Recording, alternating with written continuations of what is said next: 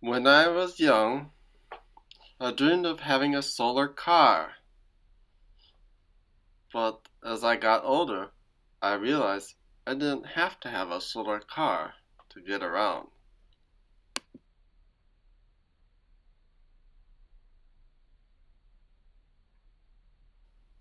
I can commute using my computer's data connection.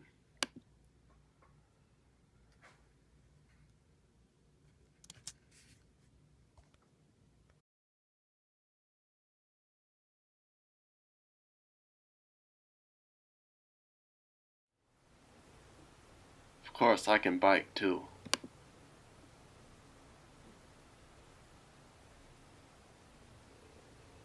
Or take the bus.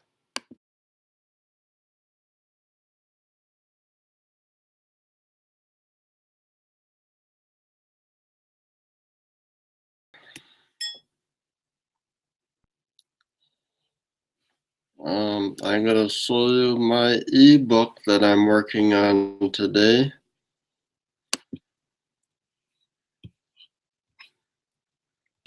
Starts out with what is data commuting?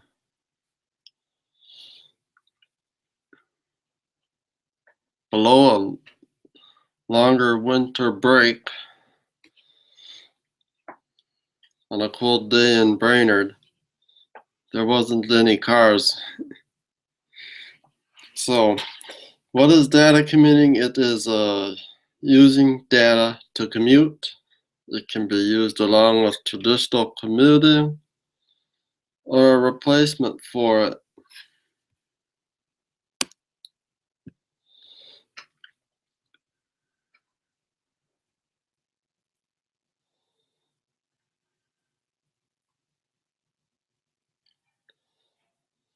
And I go along here with my outline, which pretty much shows the chapters. This is also in the preview, by the way, on my website.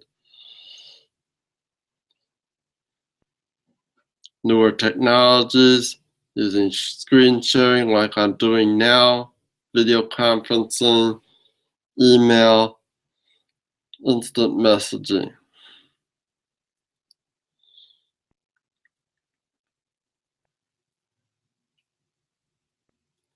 One step at a time, you can use it.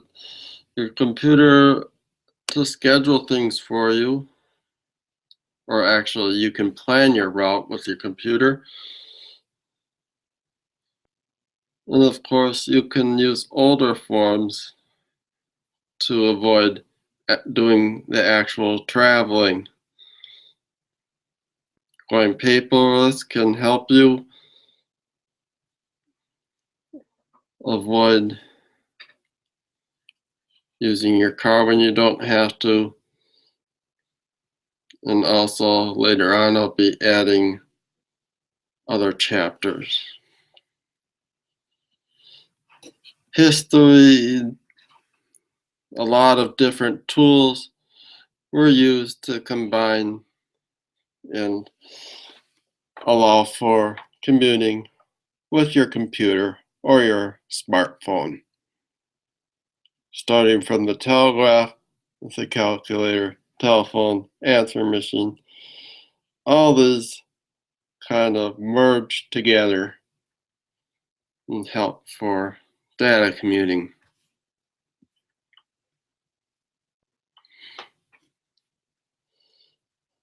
Right here, data commuting is the next step beyond telecommuting.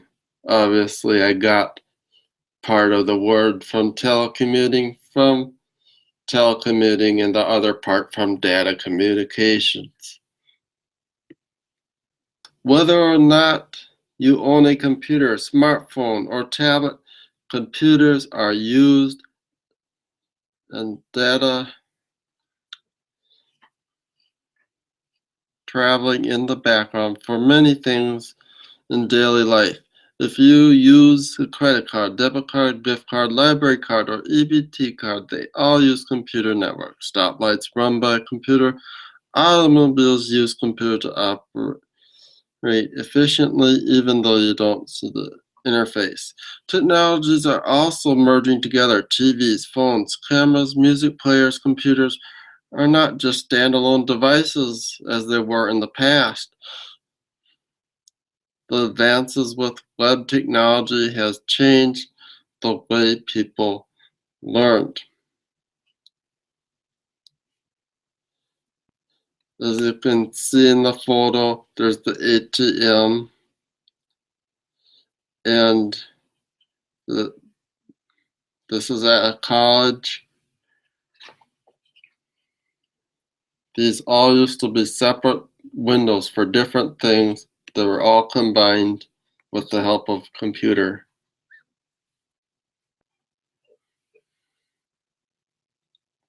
And then I have a little quiz here.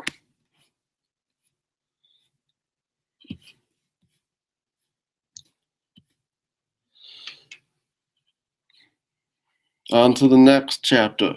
It's more than just trying to stay green in a digital age. There's a picture I took of my shadow with one of my old bikes.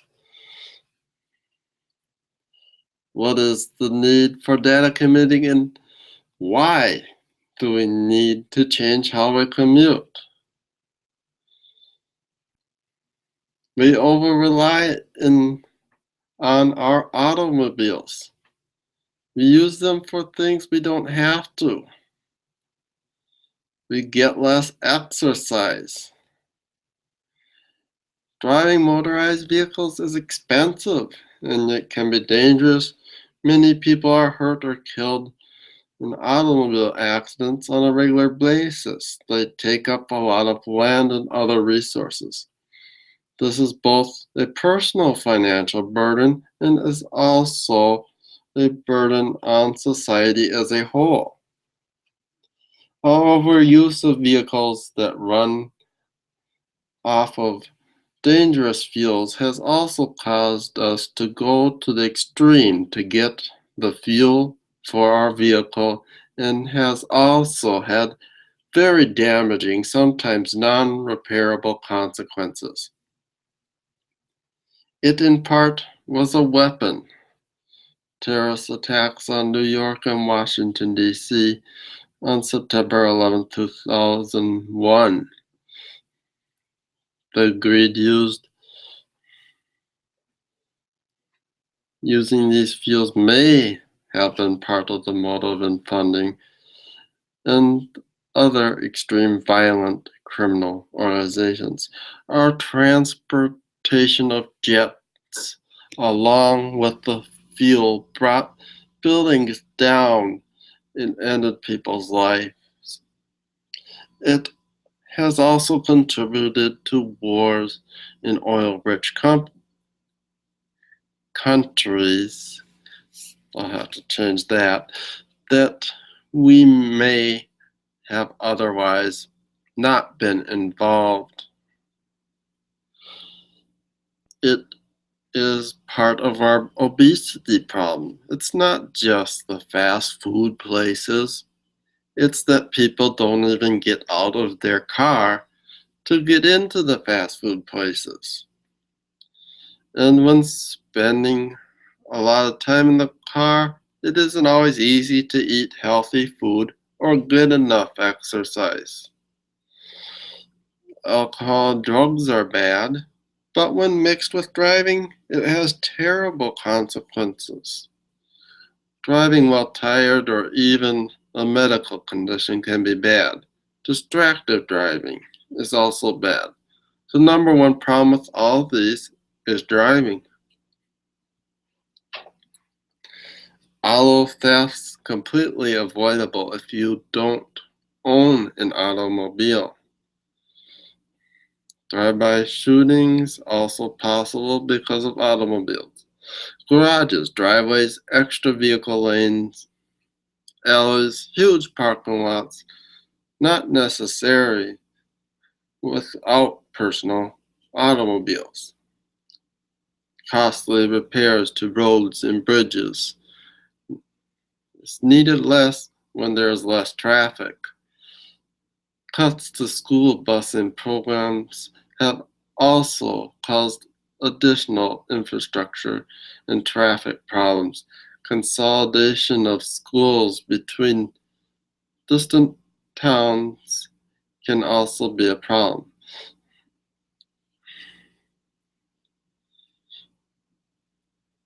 Inter-school competitions between more and more distant places can be a problem. In 2013, more police officers died in car crashes than were killed by gun violence, according to ABC News. It is part, definitely not all, of what causes some of our conflicts around the world. Crashes that destroy buildings, ever hunger for cheap oil at whatever cost, roadkill to animals because of automobiles. I haven't even mentioned climate change yet. Climate change, pollution, smog, noise, and lights.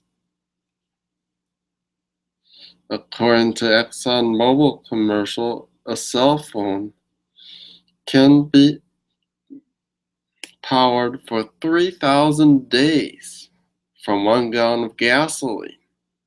However, cars will probably never be as efficient as a cell phone. In Minnesota, half of our air pollution is caused by transportation. Also in Minnesota, we have had one of the worst disasters due to failing infrastructure with the fall of the I-35 bridge. We are not able to keep up with keeping our existing roads and bridges, not counting adding any new roads or streets. Roads and streets can cause damage to our watershed. Water adds up without going anywhere. It was reported on Nightly Business Report the problems with fracking byproducts have the potential to cause earthquakes. People protest, rail cars hauling fuel, and are horrified by explosions caused in part by degraded railroad lines. Protests, pipeline installations. The only real way to stop this is to reduce and eliminate our use of oil. A large part of the planet, especially the United States, land space is dedicated to cars. Parking lots, roads, freeways, bridges, garages. What items can we do without driving or riding in an automobile? We can exercise. We can contact people. Go anywhere your legs will take you. Most things can be done on one computer, can be done on another computer where you are at. You can buy music, make music, buy movies, software, books, photos. For almost any informational media can be sent straight to where you are without a vehicle. You can take, share, sell photos without a vehicle. Go grocery shopping without a motorized vehicle. Really? I will explain later. Eat food from your own garden. Get software repaired. Get trained online or through video conferencing. Plan ahead for an actual physical meeting without going to the place first. Plan the best routes for taking transit, walking, biking, or driving without even having to try it out first.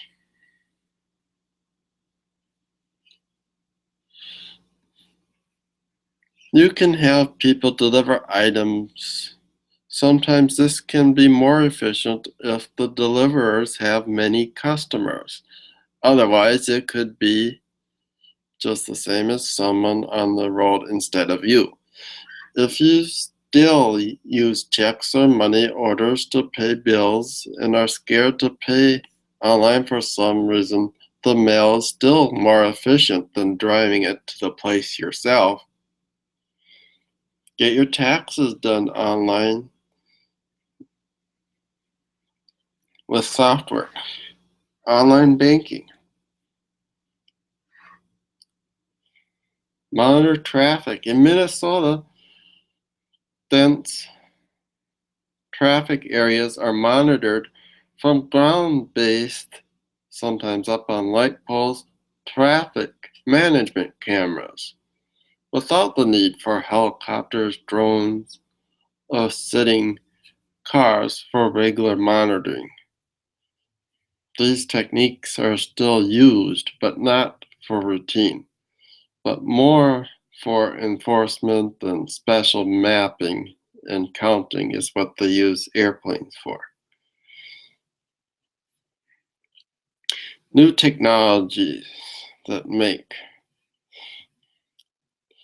All these are examples of applications that use the internet to enhance our communications. Safari. I've used GoToMeeting in the past. Mail, Firefox, FileZilla, Skype, FaceTime, and Workspace, which is what I use for email.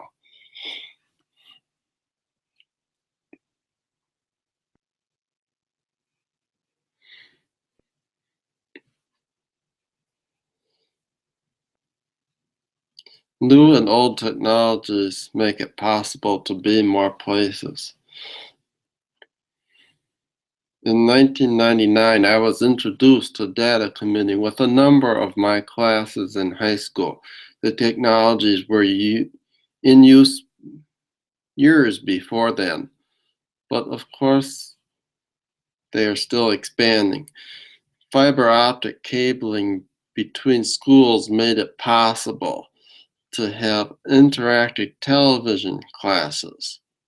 Schools, part of a different ITV, also used airways, but it did not work for the school I was at because hills would get in the way. The same fiber optic cabling brought in a connection to the internet and a phone system to communicate between the ITV classrooms.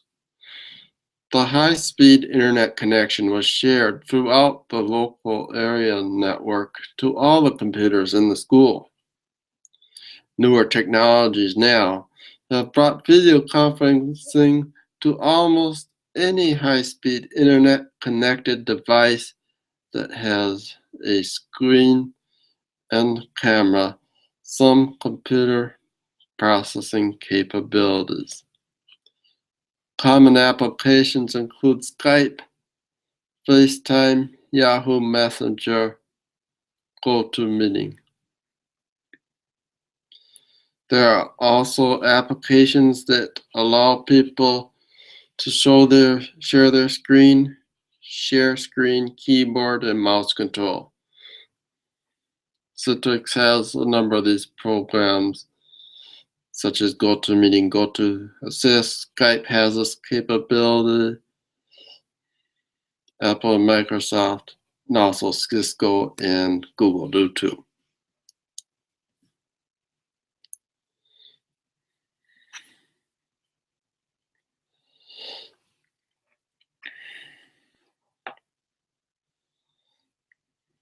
Here I'll go into detail with some of the different technologies, remote access. These are used in the background more now, but still some technical people use these. Telnet and FTP, which is file transfer programs. Chat programs have moved to more practical uses, for in part instant messaging with people you know or for specific purposes. there are a number of instant messenger programs and run a number of separate networks. These might be a little older here. Some of the programs.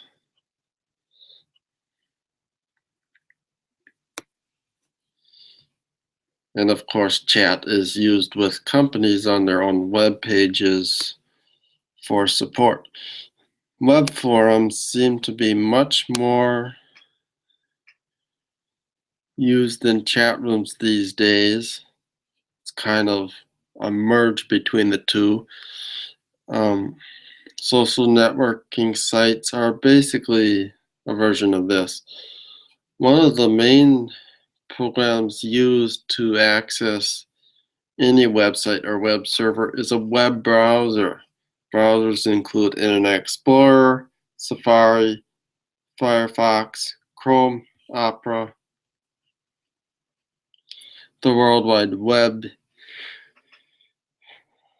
is one of the main uses of the internet. There are also many applications, either web or web-based phones, portable devices, computers.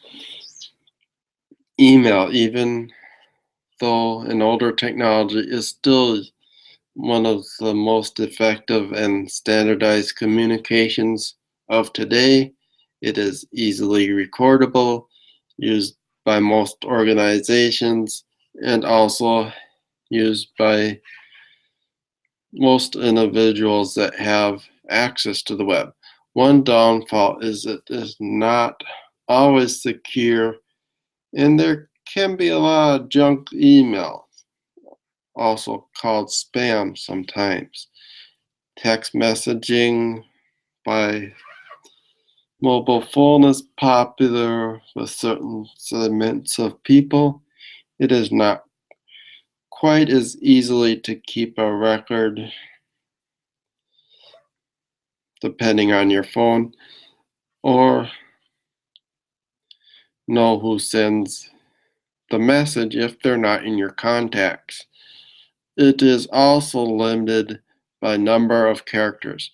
Text messaging via mobile phone is not always secure. Social media, Twitter, is partially based on text messaging.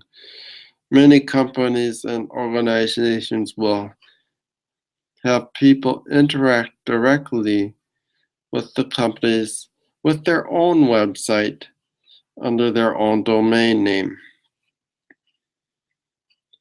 The next page I give some examples of domains. Domains make it easier to remember than a number, whether it is connecting to a device such as a computer, sending an email, or using a website. You can see them there.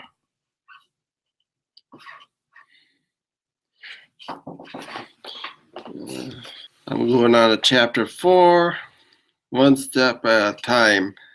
Plan your commute online. There are a number of commuting tools via websites and web apps. Map programs combined with transit data is probably one of the first you might think of. Different online map programs and maps on a smartphone. These tools can work well for planning trips, but I find them still limited. Many times you still have to go to the transportation provider's website to find more options, and sometimes even call if the website is out of date. Transportation options could be transit, walking, driving, biking. For many of my trips, I'm able to get by with just a bicycle, but here are some providers I use for going on some of my journeys in Minnesota, in Brainerd and Crow County Transit, which is online. I also take the express bus at times. I've also taken the North Star ride and light rail through Metro Transit, and also taken the link from St. Cloud. And I've also used Jefferson lines, and I've also taken the taxi here in Brainerd and a shuttle service called Lakes Express. Of course, you're running on their time, not your own, when you're using transit or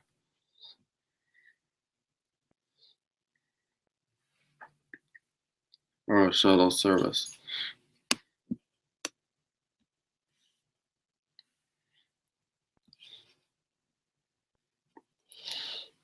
I also recommend, if you're going on a longer trip, writing things down or have a paper map in case your battery goes dead on your phone. Also, it may be a good idea to have a phone charger with a long trip, and if you're an avid photographer, you might want to bring a standalone camera with, in addition to your phone.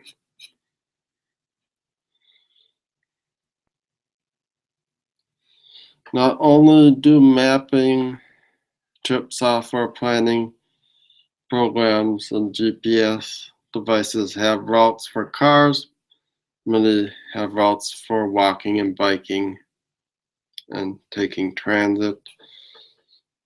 Companies such as UPS rely on computerized routes when delivering packages.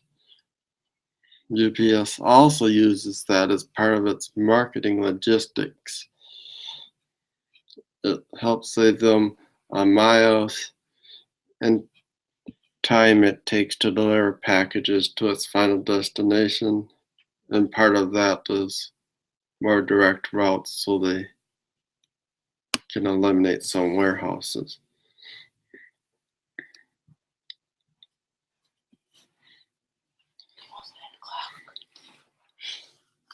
Older forms, everything you can, even using the mail or telephone, can help reduce commuting. All the forms of commuting substitutes include older, that should be older forms. That must have been voice dictation there. Using mail, or phone, driving somewhere. It can get expensive just driving a few blocks at a time. And I'm running out of time now, so I'll just scroll through these a little bit here. Paperless, I explained paperless. Medical applications and cloud computing. And you can tell this is still a draft. I don't have anybody joined with me on this conversation, so if you have any questions, you can post it in the comments. Thank you for watching.